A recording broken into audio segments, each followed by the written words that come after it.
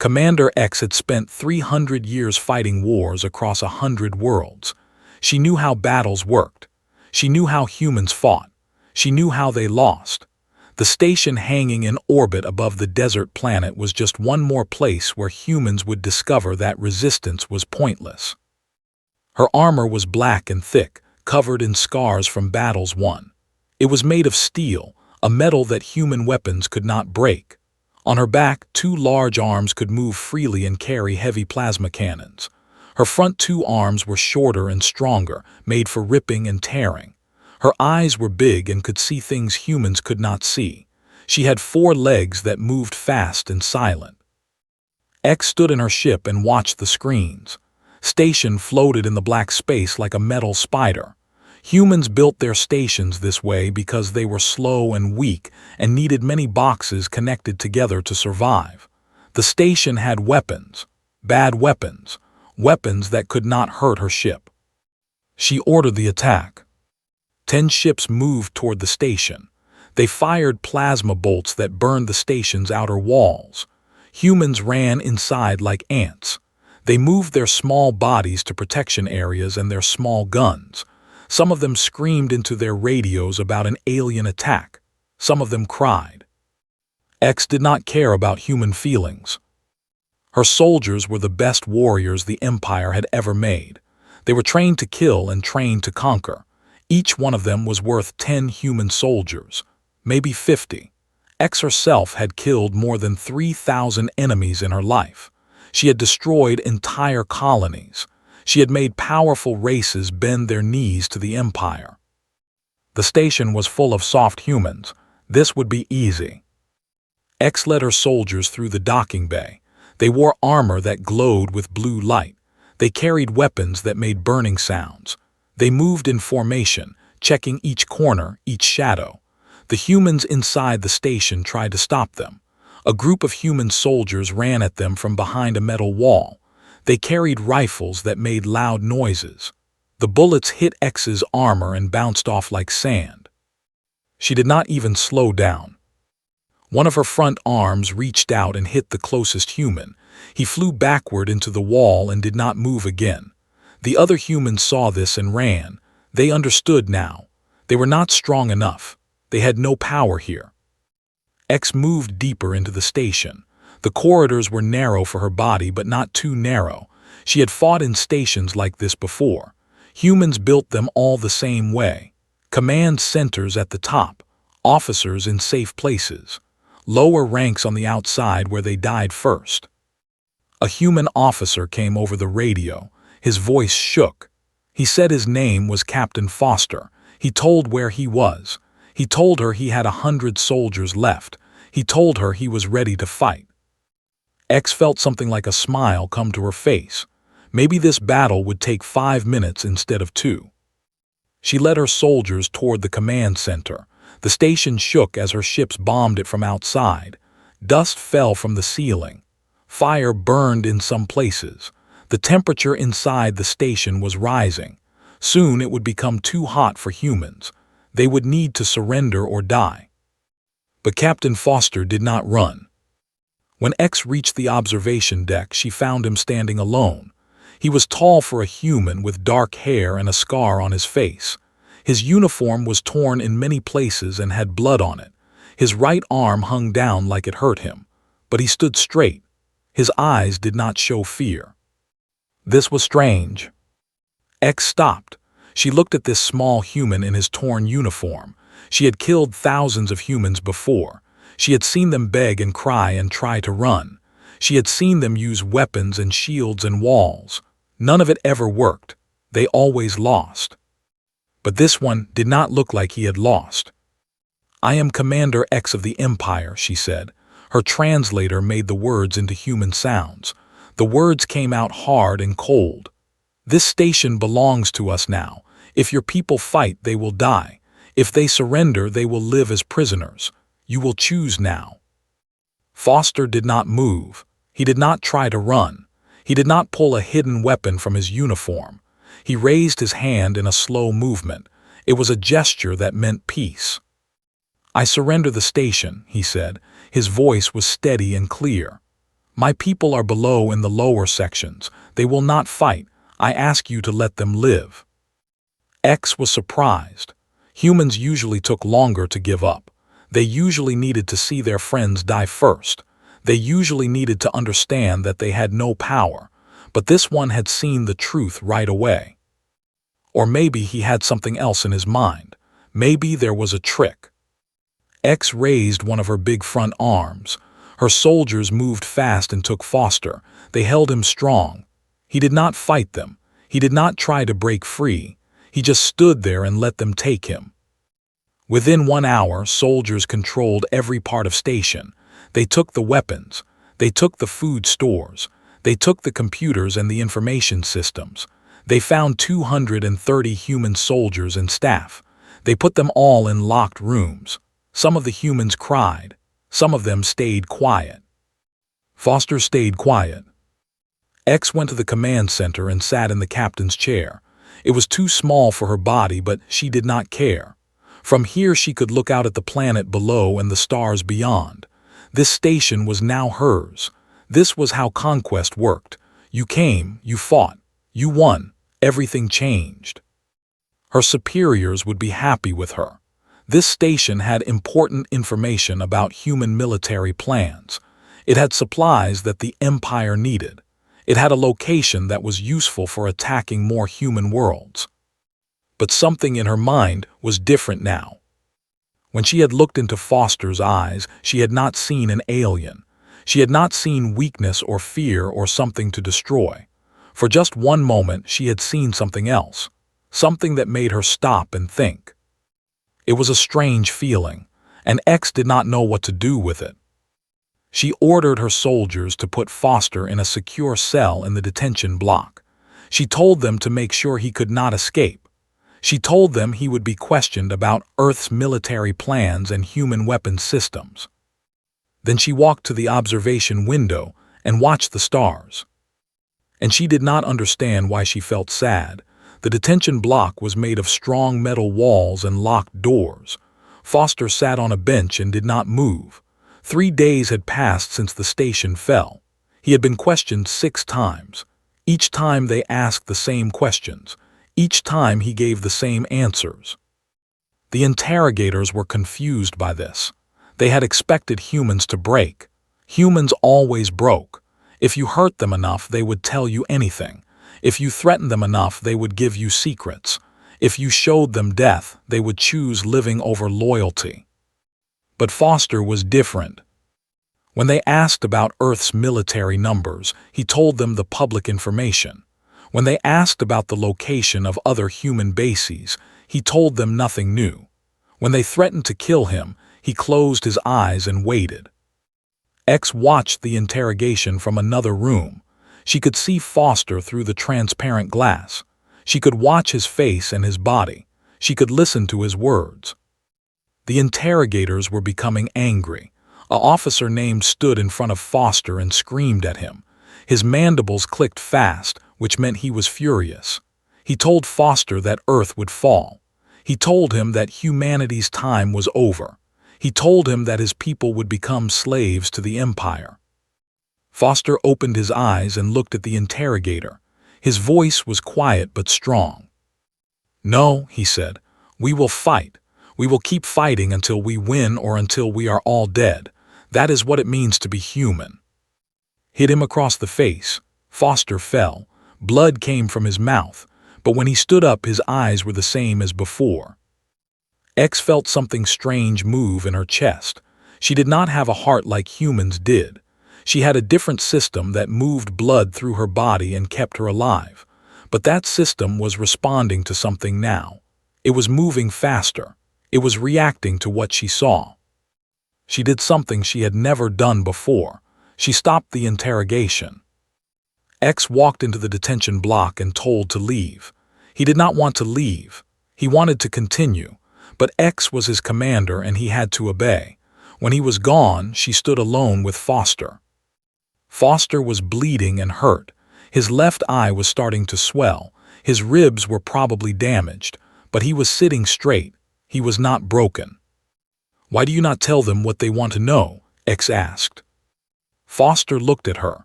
His eyes were clear and focused. "Because some things are more important than staying alive," he said. "My soldiers are in those lower sections. They are depending on me. If I give information, they die. So I will not give information. It is simple." "You will die instead," X said. "Probably," Foster said, "but not without fighting first."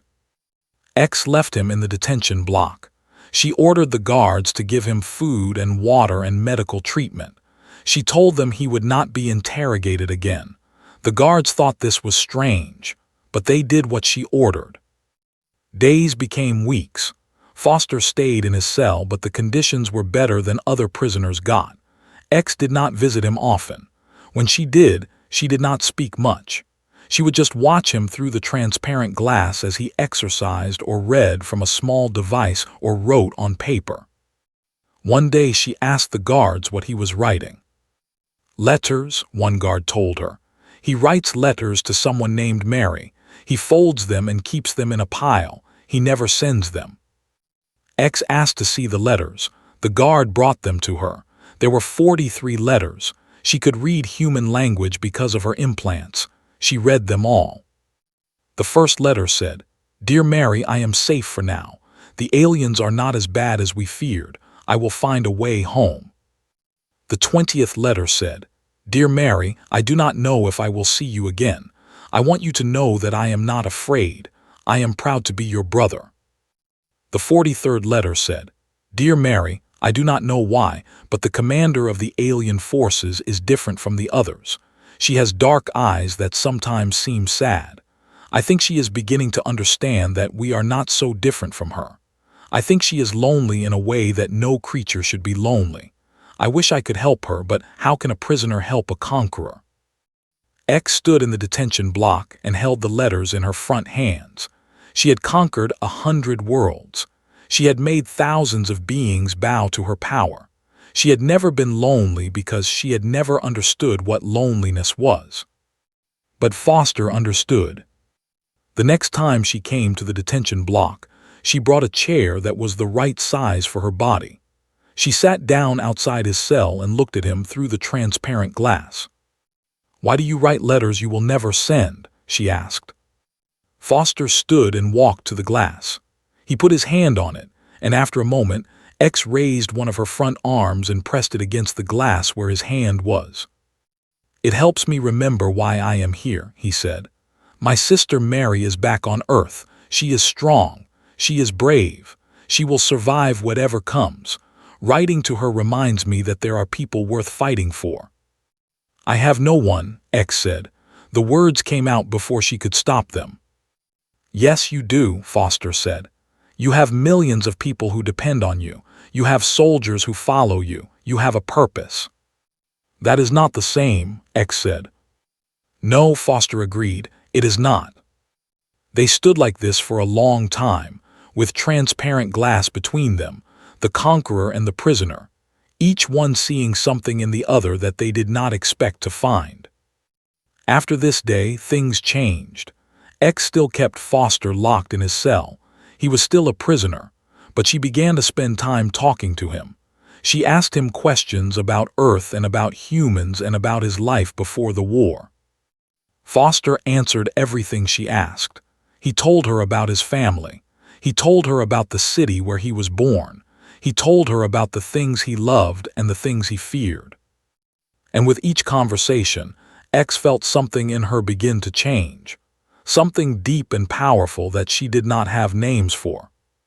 Her superiors sent messages asking about the prisoner. They wanted to know why he was still alive and why X had stopped interrogating him. X sent messages back saying that the prisoner had no useful information. She said that keeping him alive was a strategic choice. She said many things that were not true. But the truth was simple. She did not want Foster to die. And that truth was more dangerous than any weapon in the arsenal. 6 months passed since Station fell to the Empire. The station was now a military base under X's command. Ships came and went. Supplies were moved to other locations. The forces used the station to plan attacks on human worlds. but something was happening on the lower levels of the station that X had not expected. A sickness came to the humans who were imprisoned there. It started with a few soldiers who began to cough and burn with fever. Then it spread. Within 2 weeks, more than half of the 100 human prisoners were sick. They lay on the metal floors and shook with cold and heat. The medical officers looked at them and did nothing. In the way, the weak died and the strong survived. That was the natural order of things. These humans were prisoners of war and their lives meant nothing. But X saw something different. She brought Foster from his cell and took him to the medical section. She showed him what was happening to his people. Foster looked at the sick humans. He looked at the soldiers who were dying. He looked at his own people suffering, and something in his face changed. "This is not a natural sickness," he said. "This is something our bodies are not made for. The air on this station is different from Earth. Your gravity is different. Your food is not what we need. Our bodies are breaking down." "Then they will die," X said. "Not if you let me help them," Foster said. X was commander of this station. She had authority over everything that happened here. The order to let the humans die would be correct from a military point of view. Let them die. Do not waste resources. Follow the rules. But X did something that surprised her own soldiers. She told them to give Foster access to the medical supplies. She told them to let him work with the sick humans. She told them to follow his instructions. The officers did not understand this order, but they obeyed it. Foster worked for 18 hours straight. He examined each sick human. He created a mixture from the medical supplies and earth food that the station had stored. He taught the other humans how to prepare it. He showed them how to use the station's water systems to make something that would help their bodies adjust to the new environment. He did not sleep, he did not eat, he did not stop. And it worked. By the end of the first week, the fevers were going down. By the end of the second week, humans were standing on their own. By the end of the third week, most of them had recovered enough to help with the medical work. X watched all of this from the observation window. She saw a human who had been a prisoner of war save the lives of his own people. She saw a man who had every reason to let them die choose instead to save them. She saw something that culture had never taught her to see. She saw the power of choosing to help instead of choosing to destroy. One evening, Foster came to the observation deck. X had ordered the guards to let him move freely around the station during the day. He was no longer a prisoner in a locked cell. He was something else now, something that had no name in language. He found X looking out at the stars. "Thank you," he said. "For what?" X asked. "For letting me save them," Foster said. "You did not have to. Your military law says the prisoners should die, but you changed the rule." "I broke the rule," X said. "There is a difference." "Why?" Foster asked. "Why would you break a rule for prisoners who are your enemies?" X was quiet for a long time. She looked at the stars and thought about the answer. In 300 years of life, no one had ever asked her this question. No one had ever questioned her decisions because they were always correct. She was a commander. She won battles. She conquered planets. She made the weak bow to the strong. But with Foster, nothing was simple anymore. "Because I did not want you to die," she said finally. "And I did not want them to die either. When I watched you work to save them, I understood something.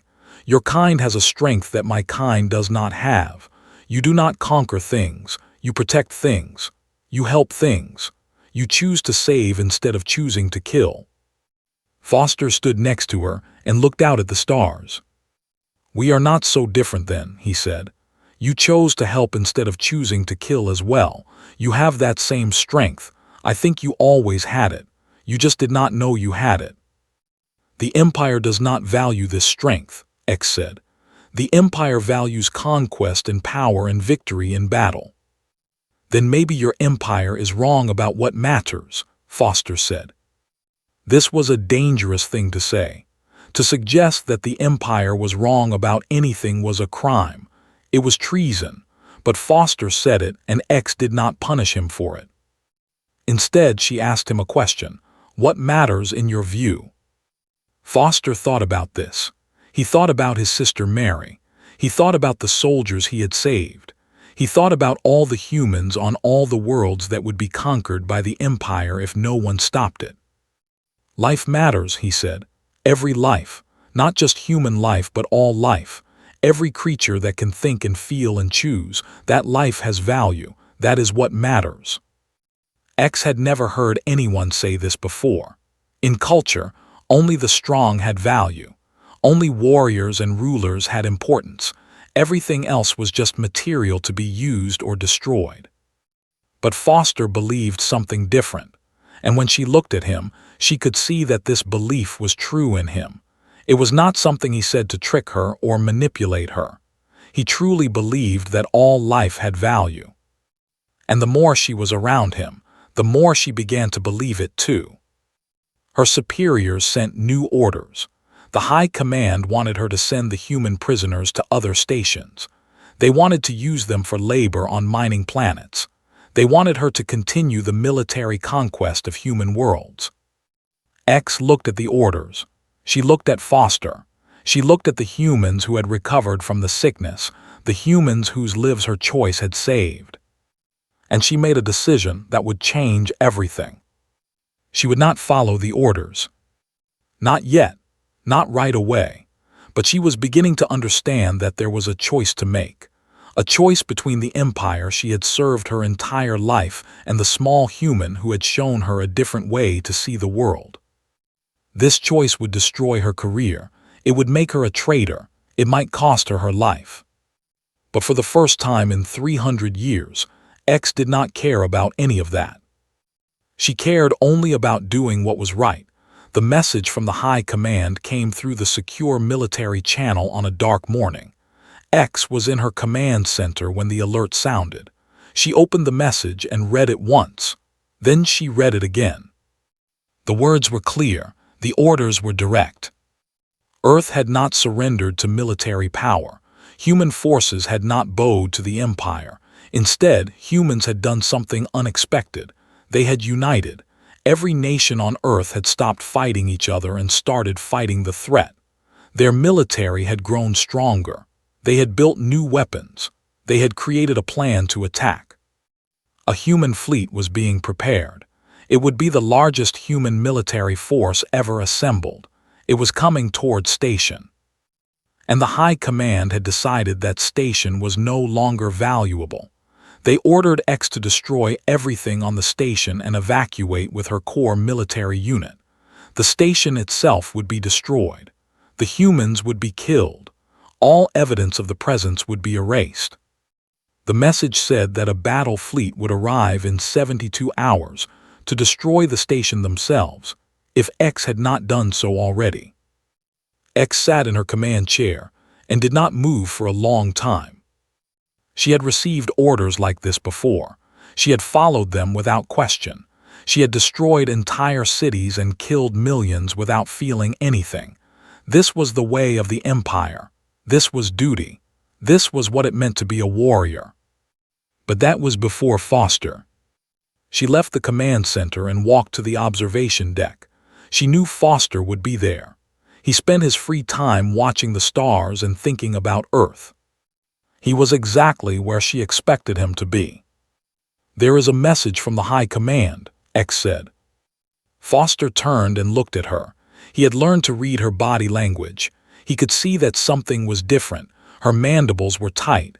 Her movement was stiff. Her eyes were darker than usual. "Tell me," he said. X told him everything. She told him about the human fleet.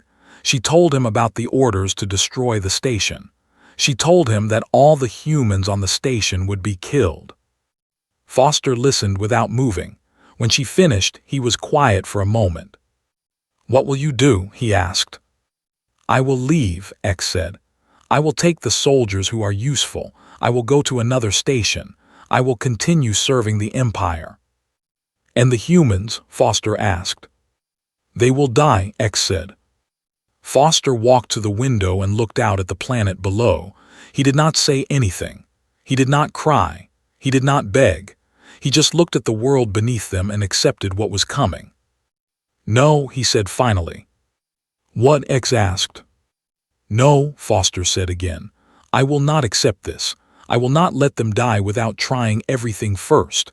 There has to be another way." "There is no other way," X said. "The order is direct. You cannot fight the Empire. I cannot fight the Empire. We have no power to change what is coming." Foster turned and looked at X. His eyes were bright with determination. "Then you will help me," he said. "I cannot," X said. "I am an officer. My duty is to my Empire." "Your duty is to do what is right," Foster said.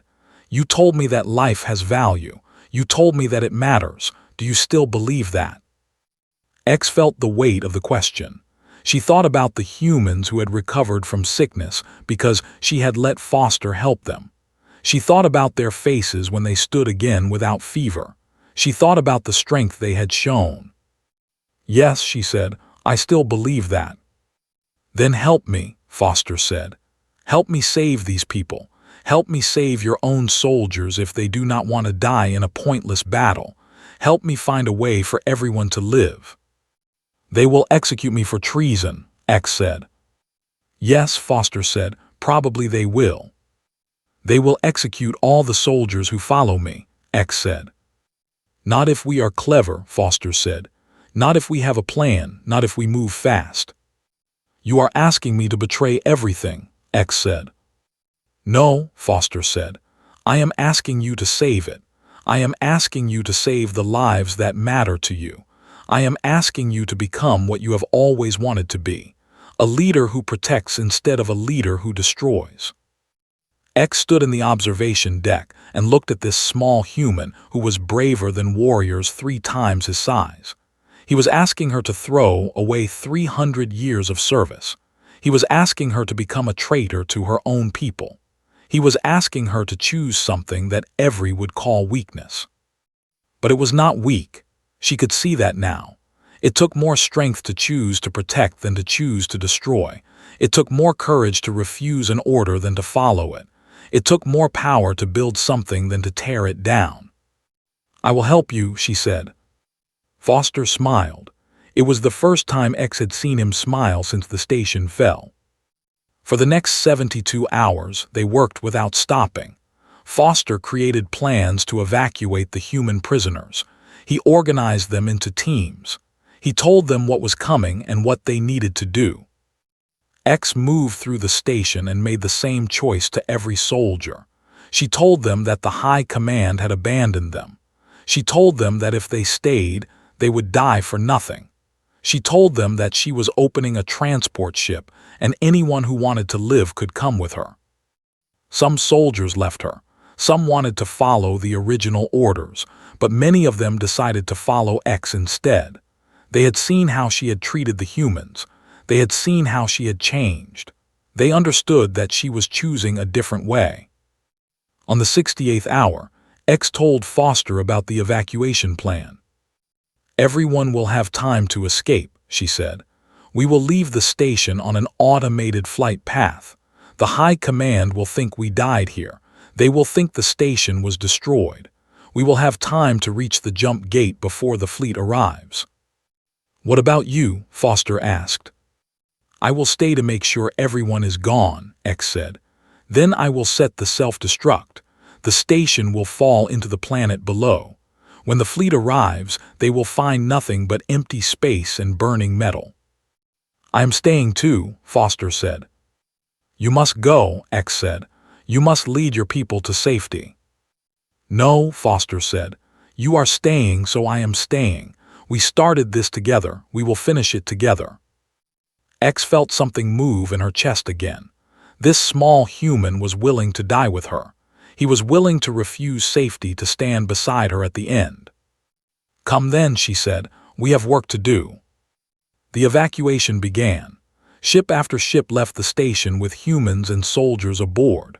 Foster and X worked side by side, checking each section, making sure no one was left behind. And as they worked, X understood that she was no longer serving the Empire. She was serving something much more important. She was serving the choice to do what was right. The command center of station was burning. Fire moved across the walls and the ceiling. The temperature was rising fast. The reactor was in meltdown. The station would fall into the planet below in less than 30 minutes. Foster and X worked in the thick smoke. X's armor protected her from the heat. Foster wore a special suit that kept him alive in the burning air. They checked every console. They made sure the evacuation records were complete. They confirmed that the last transport had left the station with every person who wanted to escape. Only they remained. X stood at the main control panel and placed her front hand on the self-destruct button. This action would destroy everything. The weapons systems, the military records, the evidence of occupation, everything would be erased. But before she could press it, Foster asked her a question. "Do you want to know something?" he said. "What?" X asked. "You are not the warrior I thought you were when you first took this station," Foster said. "You are something more, something better, and I think it is time for you to stop hiding it." X did not understand what he meant. Foster walked to her and looked at her armor. His small human hand touched the thick black metal that had been part of her body for so long. "Take it off," he said. "I cannot," X said. "This armor is part of me, it is my strength. Without it I am vulnerable." "Without it you are truthful," Foster said. "Without it everyone can see what you really are." X wanted to argue, but there was no time. The station was shaking, the fire was spreading, the seconds were running out. She did something she had never done. She reached up and released the locks on her armor. The thick black plates fell away. Her heavy weapons dropped to the ground. Her armor, which had protected her for 300 years, broke apart and scattered across the burning command center floor. And Foster froze. Before him stood something he had never seen. Without the armor, X was revealed in a way that no human had ever experienced. Her body was a deep blue color, moving with light like water. Her exoskeleton was covered with scars from battles and from choices, and from living longer than any human ever would. Her eyes, enormous and filled with colors that human eyes could not make, looked down at the small man standing before her. She was beautiful.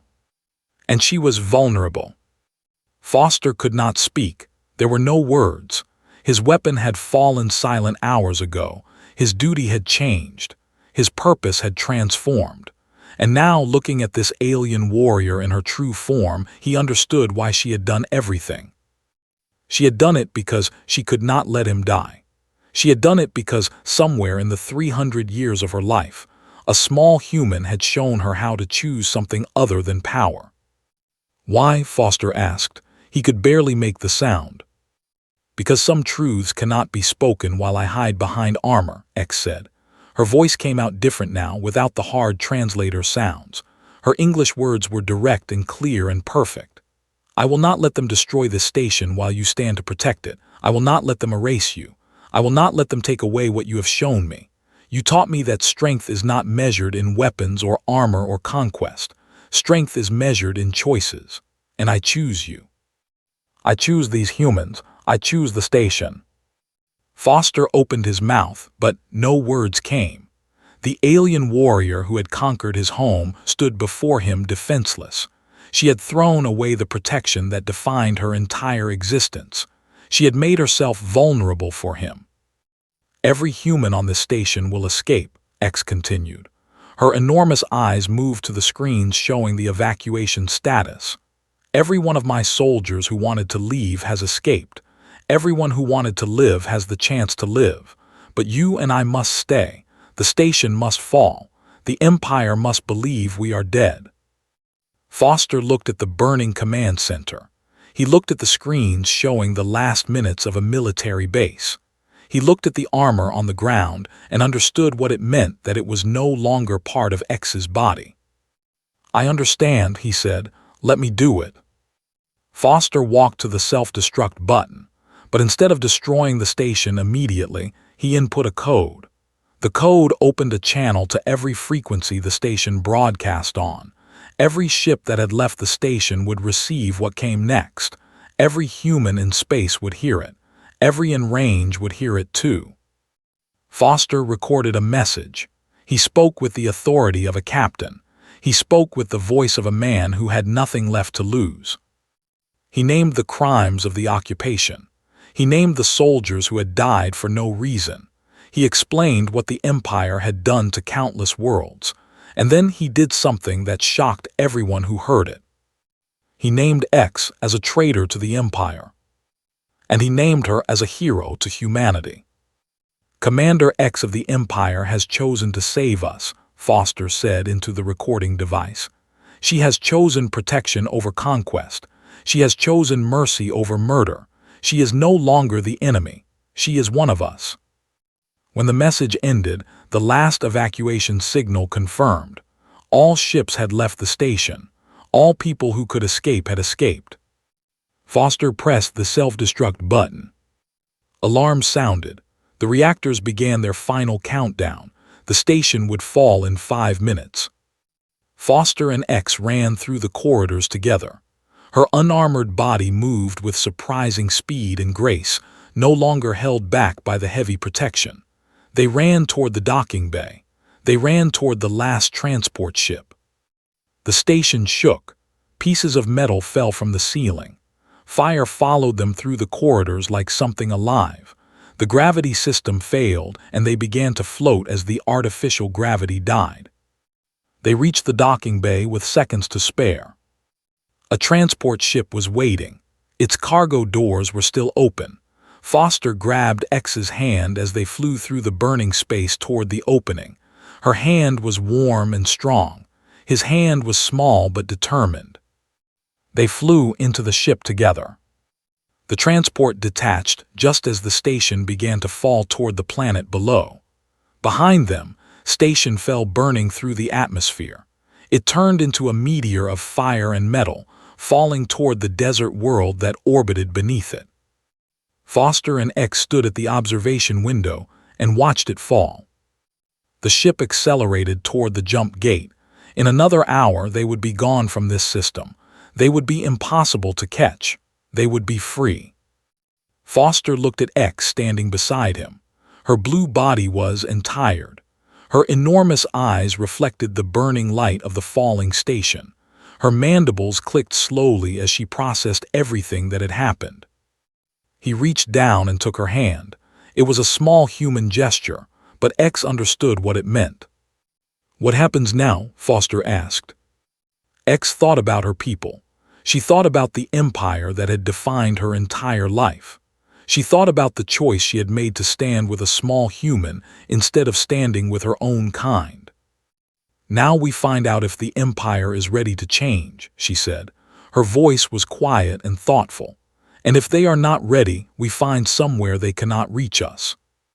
"I can live with that," Foster said. The transport accelerated through space.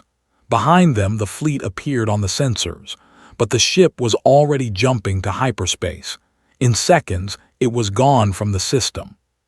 The Empire would search for them. They would send ships. They would put prices on their heads. They would try to destroy what Foster and X had created. But they could not find them, not today. Because today, a human and an alien had chosen something different. They had chosen each other. They had chosen to protect instead of conquer. They had chosen to build instead of destroy. And that choice, simple and powerful, was worth everything they had given up. On the bridge of the transport ship, Foster and X stood together and watched the stars pass by. They did not know what the future would bring. They did not know if they would survive or if the Empire would find them. But they knew they had done the right thing. And for the first time in their lives, both of them knew what it meant to have made that choice freely, without armor, without fear, without anything to hide behind except the truth of what they believed in. That was enough.